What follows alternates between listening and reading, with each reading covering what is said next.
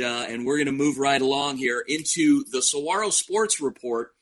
Got to tell you a little story. So in the off season, we got in contact with some coaches and decided that as a broadcast team, we wanted to focus on a few schools covering basketball this winter and into the spring. And one program that really stood out for us was Saguaro High School. And obviously for what they do in football, everybody knows Saguaro here, 10 now state championships in football, six under current head football coach Jason Mons.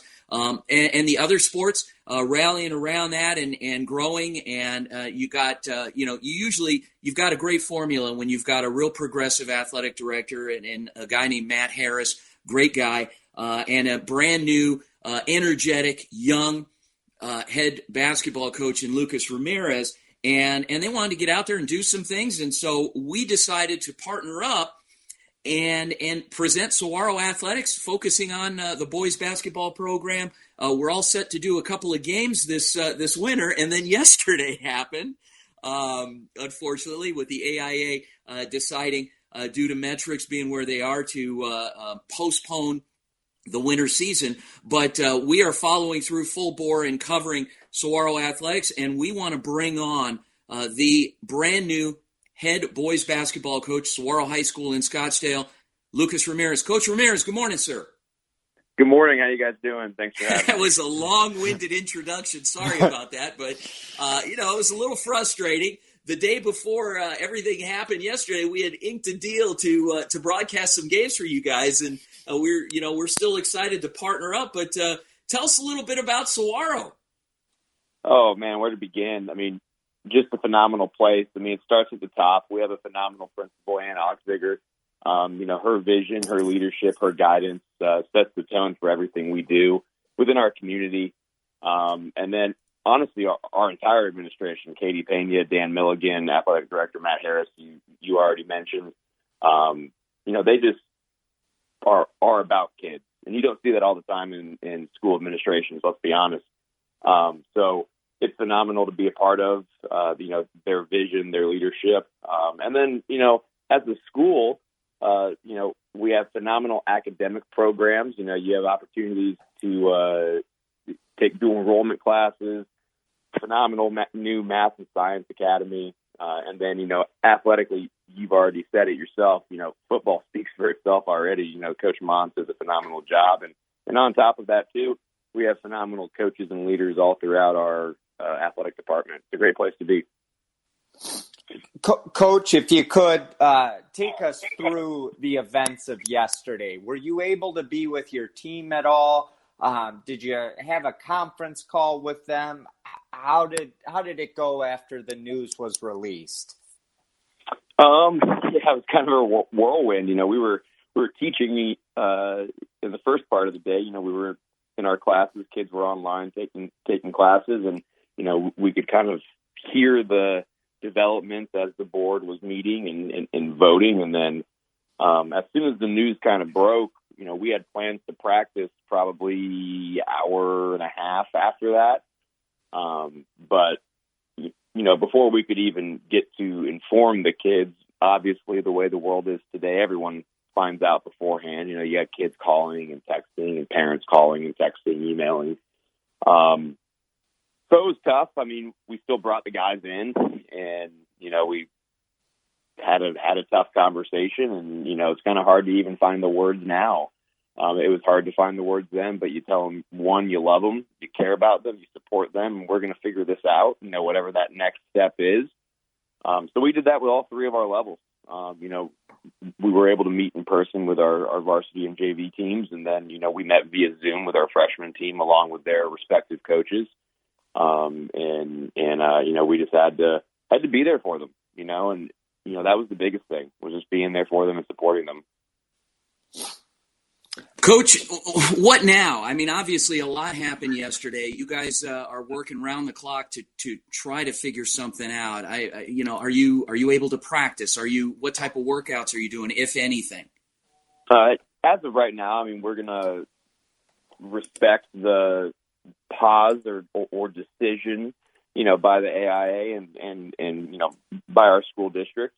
And we just got to figure out and evaluate what's next. It's been so fresh. It hasn't been 24 hours. As we know in this COVID world, I think we're used to hearing the word fluid, and things change quickly. If I see one more email that says that, sorry, fluid, right? if I had $1 for every time I saw an email that said fluid or things change quickly, I think we'd all be pretty rich. But no, I mean, all jokes aside, it's been less than 24 hours, and I am optimistic that potentially here the next couple days things could change, and then if not, I know there's stakeholders in place to get things going where there will be games being played. I mean, I'll tell you that much. Yeah. But I am optimistic though that there is room for change. There is room for things to develop here in the next 24, 48, 72 hours.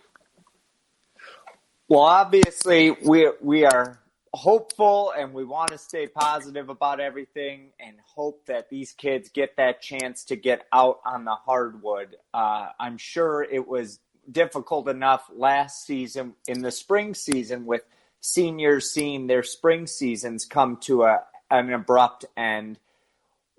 Have you even thought about, obviously this is so fresh, but having that discussion with these seniors if they're not able to get on the hardwood one more time?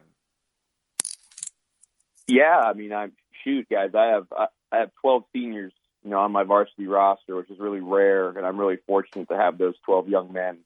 I mean, the looks in their eyes said it all yesterday. The emotions in the gym said it all yesterday, and no matter what the outcome is or what the next few days hold or whatever it is, we're going to find a way to pay the due respect to the seniors who put in 3 years, and actually, quite frankly, more than 3 years of their life dedicated to athletics and the competitive environment. And we're going to give them their due diligence, their respect, and that they deserve. And again, we're going to go through every avenue and see what can be done to get these guys some games. Coach, talk to us a little bit about a couple of these young people, and let's spotlight a few of them that you're expecting big things from this season. Yeah, well, first and foremost, I really like how deep our team is. I think there's not just one or two guys that really stand out. I think we have a real collective group of guys that could do some stuff. I'll start off with Caleb Simpson. Multi-sport athlete here at Saguaro, plays baseball. You can imagine, how he's feeling. He lost the baseball season last year, and now going through this right now. But tremendous athlete, long, can get things done on both ends of the floor. Just a really good athlete, great kid. We've got a kid returning, Matt Robles, guard. He played 3 years in the program, returning. Tenacious defender. High energy guy. We're excited to have him. Donovan Thomason, transfer from Desert Vista. He's a football guy. He's been through this already. Once before. He's dealt with the COVID. On the football side of things, having seasons being cut short, and again, just great kid. Super good athlete. He'll end up playing college football somewhere. But he can shoot the ball really well. He's a great leader, high IQ, smart. But again, I could go down the entire list and take up the rest of your show talking about probably every kid in our program if you wanted me to. But those are just a couple guys right there off the top. Yeah. Coach, obviously you have a lot of veteran leadership on this team. Leading up to the events from yesterday, how had the off-season workouts been going? How was practice going? And what were you seeing out of this team? Was that chemistry really building? Yeah, without a doubt. I mean, I think we were, every district was in a different position based on the way their leadership felt, they should go about their workouts. Since we took over in March, we were able to be in the gym maybe a couple weeks in June.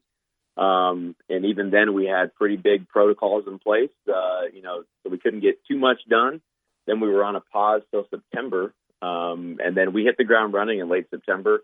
We were out on the track doing conditioning, doing skill workouts every day, and then kind of phasing into some 5-on-5 and implementing things. But no, I mean, it's been great. Kids were buying in. They were showing up every day, working hard, and doing the right things. And I think they were gelling together as a team. And that's the fun part of it all, is that process throughout it.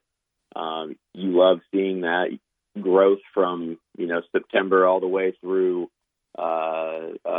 present day, and it's night and day. And it's probably like that for every program, I hope. I mean, I hope you're seeing growth out there, and every coach enjoys seeing that throughout the year. The next step in that process is being able to play a game and then seeing, hey, all right, this is what we really need to practice, and what we really need to, adjust to and focus on now. So again, disappointing, but, kids were gelling. I think kids were enjoying being in the gym for the most part. We coach them hard, but, we love them harder, and that's just the way we do things here. And it's been a good experience thus far. Hoping we can find a way to make this happen this year. Big thank you to Saguaro boys basketball coach Lucas Ramirez. Coach Ramirez, thanks again for joining us. Coach, we got this intro queued up. When you hear this introduction, it's time for the Saguaro Sports Report. Go ahead, Flash. You're listening to the home of the Saguaro Sabercats on AM 1060 KDUS, the JV Sports Show. Good stuff. It makes me want to get out there and play. Coach, thanks again for joining us. Derek, awesome segments, my friend. Thank you for joining us here on the JV Sports Show. We're 3/4 of the way through the show. We'll be back with Juan Roque and Brittany Boyer, hosts of the podcast Sun Devils Worldwide and great friends of mine. Thanks again. Stick around for the final segment. We'll be back on the JV Sports Show. Go JV.